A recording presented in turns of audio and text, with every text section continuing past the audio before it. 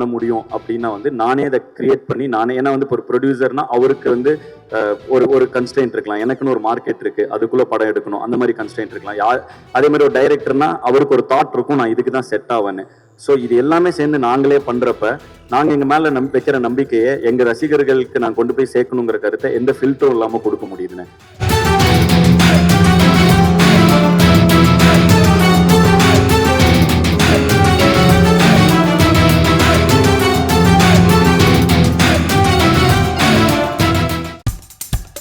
இப்போ நம்ம என்டர்டெயின்மெண்ட் ஆக போகுது பிளஸ்.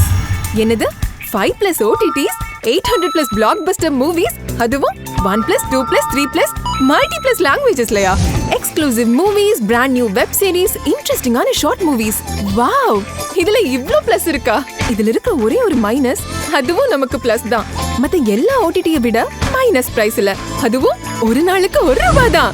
OTT Plus டவுன்லோட் பண்ணி நான் என் சந்தோஷத்தை பிளஸ் ஆக்கிட்டேன். அப்ப நீங்க OTT Plus இது ஆல் இன் ஒன் ஆப். உடனே டவுன்லோட் பண்ணுங்க. OTT Plus இதுல எல்லாமே பிளஸ். போர் நல்லா இருக்கும். இந்த படத்துல அது எவ்வளவு இம்பார்ட்டன்ட் இருக்குது?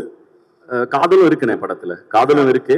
அதை தாண்டி நிறைய விஷயங்கள் இருக்குண்ணே. ஆக்ஷன் இருக்கு, ஜானரா சொன்னா காதல் இருக்கு, ஆக்ஷன் இருக்கு, நிறைய விஷயங்கள் இருக்கு. அண்ட் வந்து படம் வந்து கொஞ்சம் டீப்பான ஒரு மீனிங் இருக்க ஒரு அட்டம்ப்டா எடுத்திருக்கோண்ணே. ஸோ நாங்களும் ரொம்ப ஆர்வலா எதிர்பார்த்துட்டு இருக்கோம் இதை ரசிகர்கள் எப்படி ரிசீவ் பண்ணுவாங்கங்கிறத. லவ்வும் இருக்குண்ணே. படங்கள்ல மொத்தம் 9 பாட்டு இருக்குண்ணே. ஆனா படத்துல எந்த பாட்டும் எல்லாமே பேக்ரவுண்ட் ட்ராக்காக தான் வருது. படத்துல எதுவுமே பாடல்களாக வரதில்லை. பட் ஆனால் படத்துல 9 பாட்டு இருக்கு. ஸோ அதுவே ஒரு வித்தியாசமான முயற்சி தான் எங்க கிட்ட இருந்து. ஏன்னா நாங்கள் பொதுவாக என் படத்துல நிறைய பாடல்கள் இருக்கும். ஸோ அதுவே ஒரு வித்தியாசமான முயற்சி தான். அதே மாதிரி இப்போ இந்த சித்தர் பாடல் கேட்ட பிறகுதான் இப்போ பாதி அந்த அந்த பாடல், அந்த மாதிரி பாடல்களை பார்த்து தான் இப்போ பாடல்களே பாடி இருக்கிறாரோ அப்படின்னு தோணுச்சு. நீங்க அந்த மெட்டை ஏத்த இறக்கமா பாடினீங்கல்ல. நான் தொடர்ந்து இப்போ தமிழண்டா இயக்கத்தில் நாங்கள் தொடர்ந்து தமிழ் சார்ந்த விஷயங்கள், ஹிப்ஹாப்னாலும் ஹிப்ஹாப் தமிழானாங்க. ஸோ அதனால அங்கே பார்த்தீங்கன்னா பாரதியார் அவரே ஒரு பெரிய ரேப்பர் தான். ஸோ அவருடைய நடையிலுமே அந்த ரேப் இருக்கு. ஸோ தொடர்ந்து அந்த மாதிரி விஷயங்கள் இன்ஸ்பயர் ஆகி தொடர்ந்து நாங்கள் எங்களோட கலைப்படைப்பை கொடுத்துட்டு இருக்கோம். கண்டிப்பாக இந்த மாதிரி எல்லா தமிழ் இலக்கியங்கள்ல இருக்கிற விஷயங்கள்ல கண்டிப்பாக நாங்கள் இன்ஸ்பயர் ஆகி அதை புது வடிவத்தில் கொடுத்துட்டும் இருக்கோம். கண்டிப்பாக அதில் தான் இன்ஸ்பயரும் ஆகிறோம். அதே மாதிரி சுந்தர் சி சார் எப்போதும் உங்க படங்களை அதிகம் அவர் தயாரிப்பாரு. இந்த படத்தை நீங்களே தயாரிக்க காரணம் ஒரு சீஃப் கெஸ்டா வர காரணம் என்ன? ஏன்னா இதுல ஜாஸ்தி லாபம் எடுத்துலாம் நீங்க எடுத்துட்டீங்களா ப்ரொடியூசரா? ஆனா லாபம்ங்கிறது வந்து நான் அதை எல்லாத்தையும் தாண்டினேன். நான் வந்து ஒரு ஆர்டிஸ்ட். எனக்கு வந்து ஆர்ட்டை தொடர்ந்து பண்ணிக்கிட்டே இருக்கோங்கிறது ரொம்ப ஆசைனே. என்னோட ஆர்ட்டை எப்போ நான் இருக்கிறதுலே ஃப்ரீயா பண்ண முடியும் அப்படின்னா வந்து நானே அதை கிரியேட் பண்ணி நானே, ஏன்னா வந்து இப்போ ஒரு ப்ரொடியூசர்னா அவருக்கு வந்து ஒரு கன்ஸ்டன்ட் இருக்கலாம், எனக்குன்னு ஒரு மார்க்கெட் இருக்கு, அதுக்குள்ள படம் எடுக்கணும், அந்த மாதிரி கன்ஸ்டன்ட் இருக்கலாம். அதே மாதிரி ஒரு டைரக்டர்னா அவருக்கு ஒரு தாட் இருக்கும், நான் இதுக்கு தான் செட் ஆவேன்னு. ஸோ இது எல்லாமே சேர்ந்து நாங்களே பண்றப்ப நாங்க எங்க மேல வைக்கிற நம்பிக்கையை எங்க ரசிகர்களுக்கு நான் கொண்டு போய் சேர்க்கணுங்கிற கருத்தை எந்த ஃபில்டரும் இல்லாம கொடுக்க முடியுதுன்னு.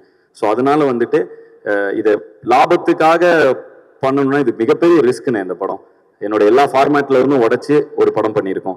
ஸோ அதனால அப்படி பார்த்தா அதுக்கான இது இல்லைன்னு நாங்க வந்து அதான் இருக்கிற எல்லா ரிசோர்ஸஸையும் போட்டு ஒரு படத்தை எடுத்துட்டோன்னே. இதுல இருந்து வந்தா அடுத்து திரும்பவும் படம் எடுப்போனே, அந்த மாதிரி இதுல தான் இருக்கும். ஏன்னா நாங்க வந்து உங்க எல்லாருக்கும் தெரிஞ்சதான் நீங்க எங்களை இங்க இருந்து பார்த்துட்டு இருக்கீங்க எல்லாரும்.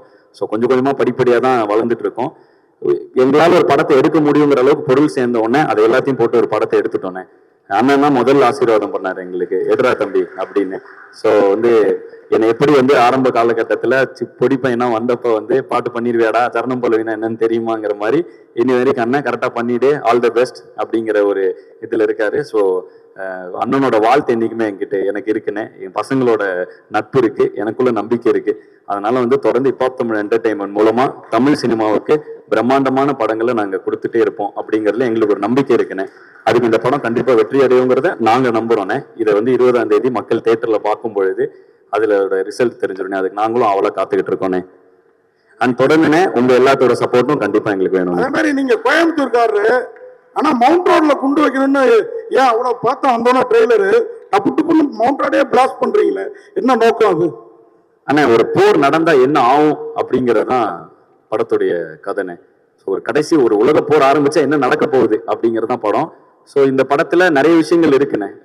அது பாக்குறப்ப அதோட சுவாரஸ்யம் இன்னும் நல்லா இருக்கும். படம் வந்த உடனே இது எல்லாமே டோட்டலா புரிஞ்சிரும்ண்ணே. சார் படத்தை நீங்க தான் ஓனா ரிலீஸ் பண்றீங்களா? ஆமாண்ணே. டென்கோட்டாவும் சிம்பா ப்ரொடக்ஷன்ஸும் அவங்க ஓவர்சீஸ் வாங்குறதுக்காக வந்தாங்கண்ணே. படம் பார்த்து அவங்களுக்கு ரொம்ப பிடிச்சி போயிடுச்சு. ஸோ தமிழ்நாடு தேட்டருக்குலாம் அவங்களே எடுத்துக்கிட்டாங்க. அண்ட் சேட்டலைட் டிஜிட்டல்லாம் முடிஞ்சுதுண்ணே. ஸோ எங்களால் என்னென்ன இருக்கோ எல்லாத்தையும் வச்சு ரிலீஸ் பண்ணுறோன்னே. இப்போ நாங்கள் தானே பண்ணுறோம் எல்லாமே. சார் இப்போ நீங்கள் இசையமைச்சது ஈஸியாக இருந்ததா, டைரக்ட் பண்ணது ஈஸியாக இருந்ததா, படம் எடுக்கிறது ஈஸியாக இருந்ததா? எல்லாமே ஈஸியாக தானே இருக்கு. உங்களுக்கு எனக்கு ரொம்ப பிடிச்சிருக்கு, அதனால பிடிச்சி பண்ற எல்லா விஷயம் ரொம்ப ஈஸியா இருக்குண்ணே. வாழ்த்துக்கள், வாழ்த்துக்கள். ரொம்ப நன்றிங்கண்ணே. ஐபிஎல்க்கும் இதுக்கும் சம்பந்தம் இருக்குங்களா கதைக்கும்? இல்லைண்ணே, ஐபிஎல்ங்கிற ஒரு விஷயத்துக்கும் இதுக்கும் இல்லை. இது உலகத்தில் என்ன நடக்குதோ அனைத்துக்கும் இதுக்கும் சம்பந்தம் இருக்குண்ணே. உலக அரசியலும் இருக்கு, எல்லாம் இது இருக்கு.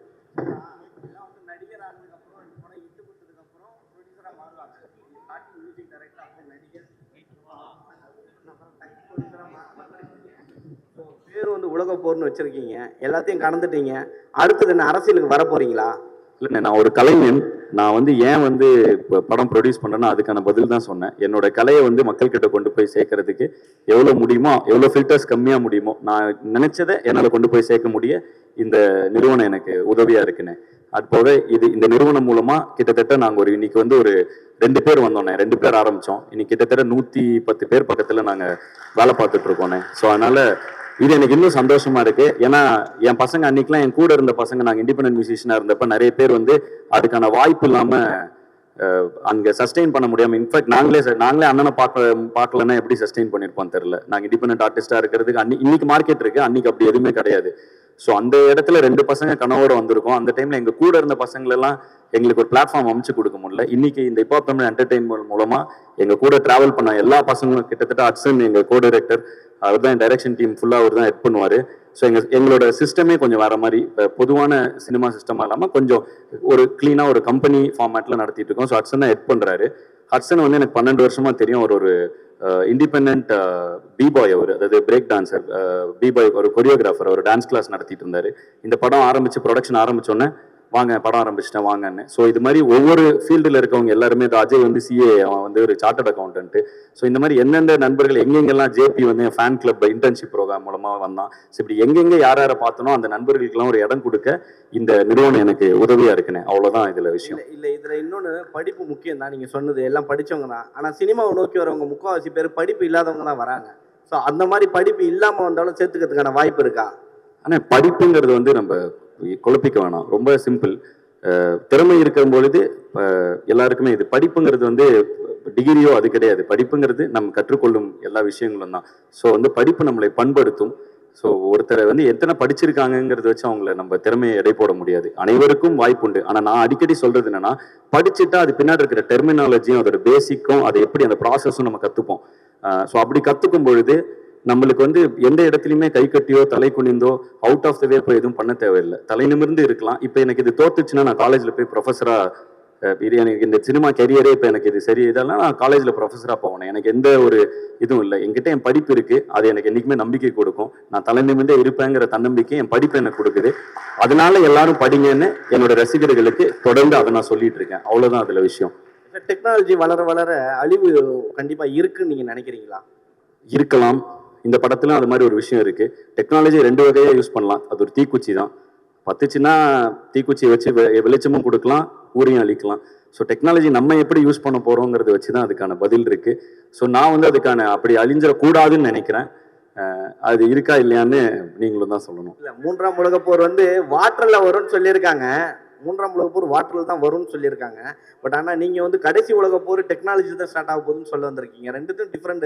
இல்லை, இது படம் பார்த்துட்டீங்கன்னா இன்னும் சூப்பரா புரியும்ண்ணே உங்களுக்கு. Okay, last question. Okay, concept கூட இப்போ 2-3 நாள் முன்னாடி நடந்தது. அதில் கூட ஏதோ பசங்க சண்டே ஆயிடுச்சுங்க. இது வரைக்கும் உங்கள் கான்செப்டில் அந்த மாதிரி நடக்கவே இல்லை.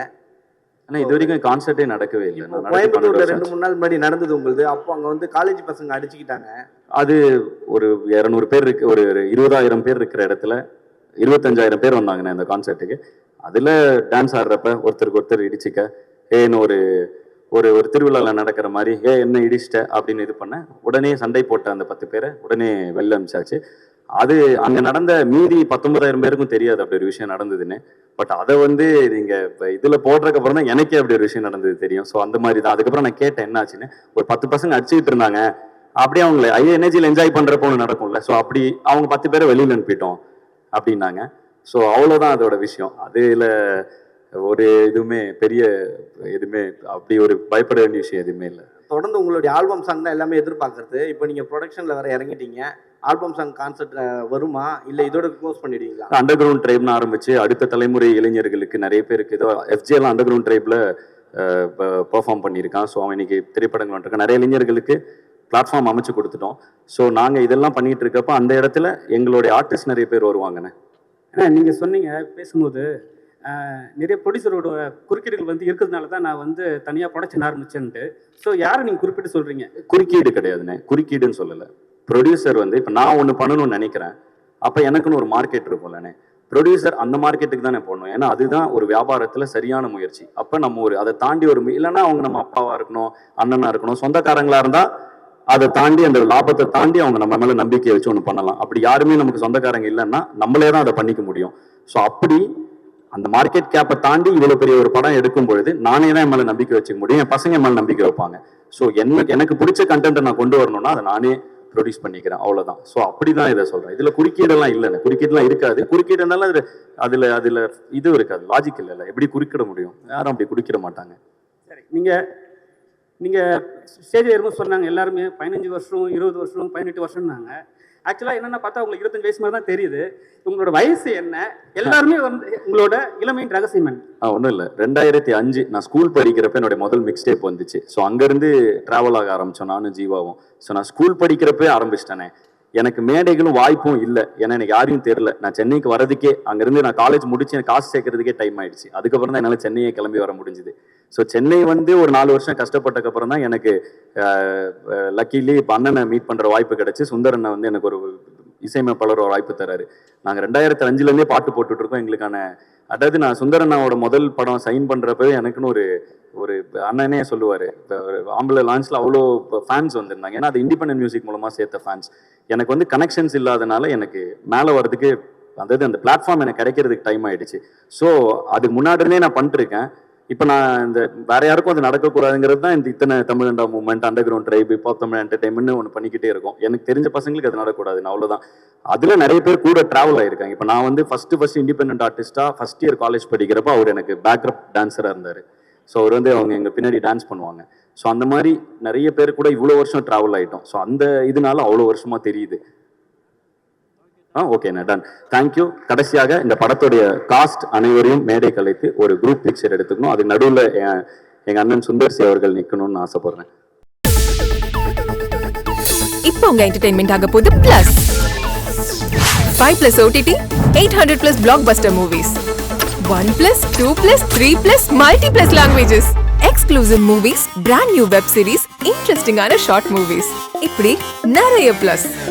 வெயிட் இதுல மைனஸ் ஒரு விஷயமும் இருக்கு. மத்த எல்லா ஓடிடிஸை விட மைனஸ் பிரைஸ்ல ஒரு நாளைக்கு ₹1 மட்டும்தான். உங்க சந்தோஷத்தை பிளஸ் பண்ண போற OTT பிளஸ் இப்ப உங்க கையில. உடனே டவுன்லோட் பண்ணுங்க. OTT Plus இது ஆல் இன் ஒன் ஆப். உடனே டவுன்லோட் பண்ணுங்க. என்டர்டெயின்மெண்ட்டை பிளஸ் பண்ணுங்க OTT பிளஸோட.